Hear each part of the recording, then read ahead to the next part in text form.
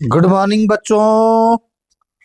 बच्चों आज हम लोग एक ट्रेंडिंग टॉपिक के ऊपर वीडियो बना रहे हैं जो हमारे सिलेबस के साथ मिलता जुलता हो रहा था, क्योंकि टॉपिक हमारा चल रहा है बायोडाइवर्सिटी एंड कंजर्वेशन। इस टॉपिक का बेसिक मतलब होता है कि बायोडाइवर्सिटी मतलब sum total of plants, animals and other different organisms, microorganisms are nothing but the biological diversity, यानी different kind of life present in the earth is known as biodiversity.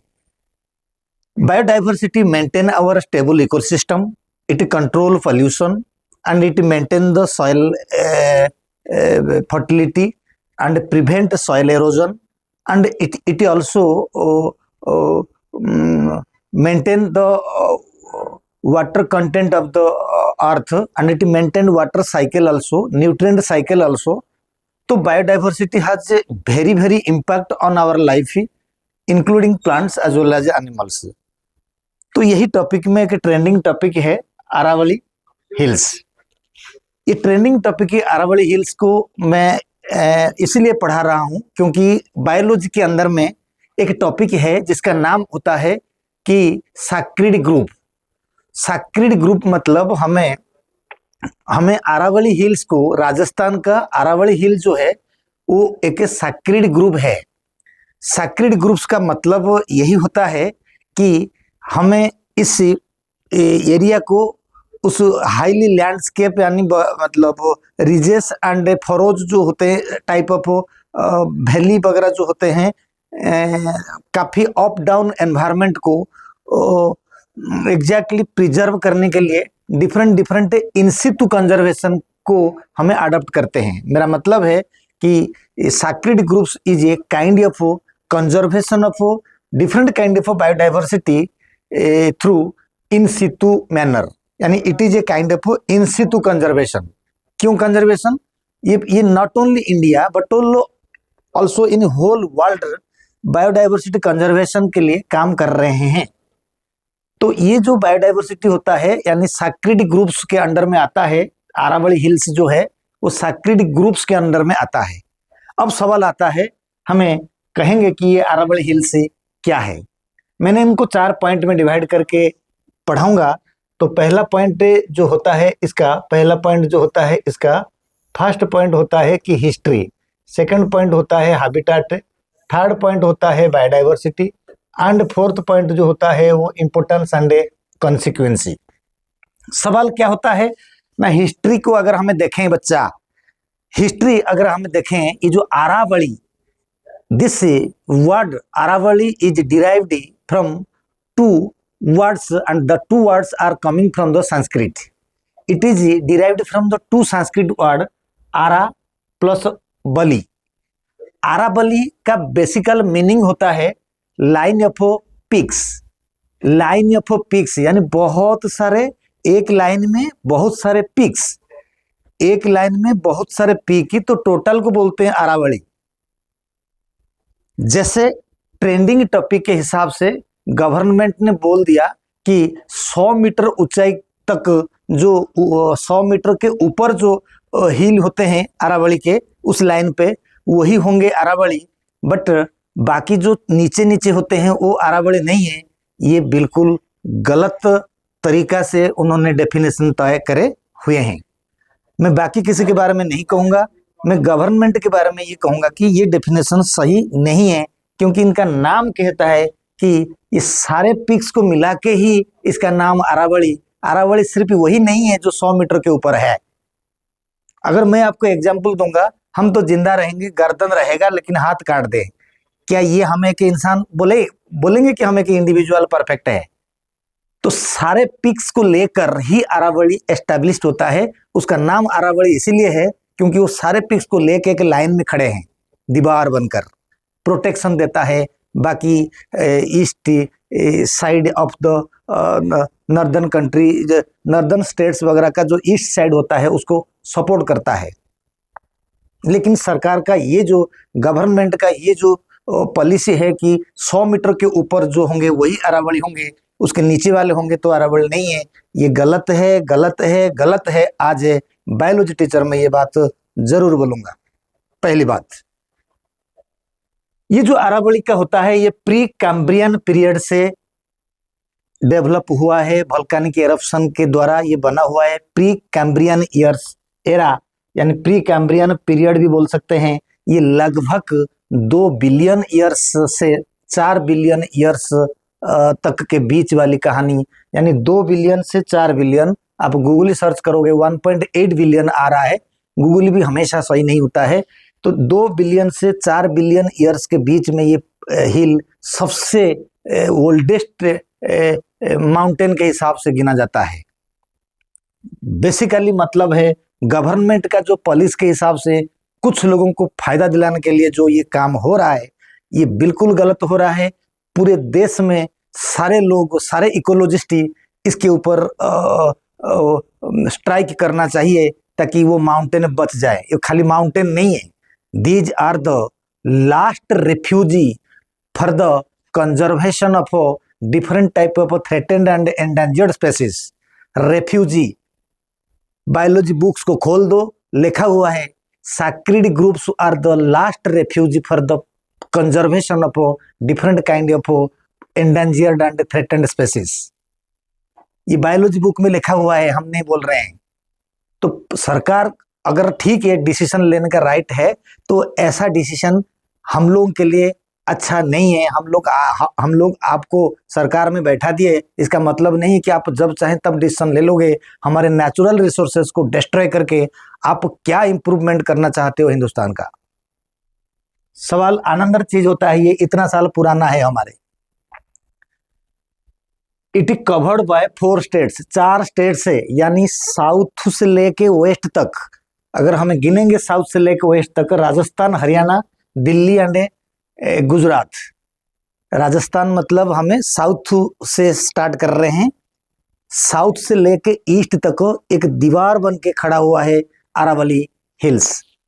यानी Rajasthan, Haryana, Delhi and Delhi and Gujarat, in 4 state के अंदर में ये hills, ये mountain खड़ा हुआ है, बॉर्डर लाइन पे रखा हुआ है। एंड ये लगभग 700 किलोमीटर के लाइंस में ये हिल्स और माउंटेन प्रेजेंट है। 700 किलोमीटर, 670 डाटा है, 700 किलोमीटर तक रेंज में ये रहा हुआ है। तो हमें हमारा नेचुरल रिसोर्सेज को खत्म नहीं करना चाहिए गलत तरीका से रिप्रेजेंट करके। पहला तरीका ये है कि किसी भी हाइट, अल्टीट्यूड के हिसाब से हाइट मेजरमेंट होता है। सी लेवल से 100 मीटर का हाइट मेजरमेंट करना चाहिए, ना कि लोकल रीजन से 100 मीटर का हाइट मेजरमेंट करना चाहिए। मैंने यहाँ किसी सुप्रीम कोर्ट के डिसीजन के ऊपर कोई कुछ नहीं बोलूँगा, वो अपने मर्जी से जो दे रहे हैं हमें उससे बारे में कुछ नहीं कहेंगे। लेकिन सरकार को इस तरह दस्तावेज सुप्रीम कोर्ट में पेश करना सही नहीं था, यही बोलेंगे। 670 किलोमीटर दूरी है। अगर हमें थोड़ा सा इसके अंदर में रेंज के बारे में देख ले, हैबिटेट इसके अंदर में क्या क्या है, ये अरावली हिल के अंदर में ना, रेंज लैंड मतलब ग्रास लैंड भी है उसके अंदर में। पहला जो 2 पीक्स के बीच में जो खाली जगह होगा वो ग्रास लैंड होंगे, वाटर बॉडीज होंगे, बहुत सारे वैलीज होंगे, थॉर्न फॉरेस्ट होंगे, ड्राई मिक्स्ड डेसिडियस वेजिटेशन यानी डेसिडियस फॉरेस्ट, लीफ गिर जाएगा समर से पहले, फिर जब मानसून आएगा दोबारा यहाँ पर लीव्स की अराइजेस होगा, उसको डेसिडियस फॉरेस्ट बोलेंगे। अंडरस्टैंड? तो ये हैबिटेट भी डिफरेंट काइंड ऑफ मतलब डाइवर्स काइंड ऑफ हैबिटेट्स उसके अंदर में है, and diverse kind of biodiversity वहाँ पर कंजर्व हो रहे हैं नेचुरल तरीका से। खराब नहीं करना चाहिए, बेसिक वजह यही है, हैबिटेट है। थोड़ा सा अगर मैं आप लोगों को दिखाना चाहूँगा कि आगे बायोडाइवर्सिटी पढ़ने से पहले थोड़ा सा हमने इस बात को हमें डिस्कस करेंगे कि हमें कहाँ पर ये अरावली हिल्स है। तो आप इसी इंडिया मैप के अंदर में हम इसको देख लेंगे कि इधर देखेंगे कि अरावली हिल्स जो होते हैं, ये जो अरावली हिल्स होते हैं, देख लो बेटे, ये अरावली हिल जो होता है मैंने यहाँ पर मेंशन करा, कहाँ से, राजस्थान से लेकर हरियाणा होते हुए, दिल्ली होते हुए, गुजरात की तरफ एक दीवार की तरफ खड़ा हुआ this part is called Aravali hills, दिखाई दे रहा है। इसके जो वेस्ट साइड में जो रह जाएगा इसके, यानी और साउथ साइड में रह जाएगा जो क्या नाम उनका, थॉर डेजर्ट हो जाएगा, थॉर डेजर्ट। इस तरफ जो होगा जयपुर वगैरह सिटी राजस्थान का होता है। मेरा ये कहने का मतलब है कि जो बारिश हमारा जो मानसून होता है, मानसून जब जाता है अरबियन सी होके, अरबियन सी होके जब मानसून जाता है, मानसून को ये प्रोटेक्ट नहीं करता है, क्योंकि मानसून लगभग पैरेलल होके जाता है, पैरेलल होके जाता है, जिसके वजह से राजस्थान का उस तरफ जो है डेजर्टिफिकेशन का शुरुआत हो गया, क्योंकि बारिश नहीं हो पाता है।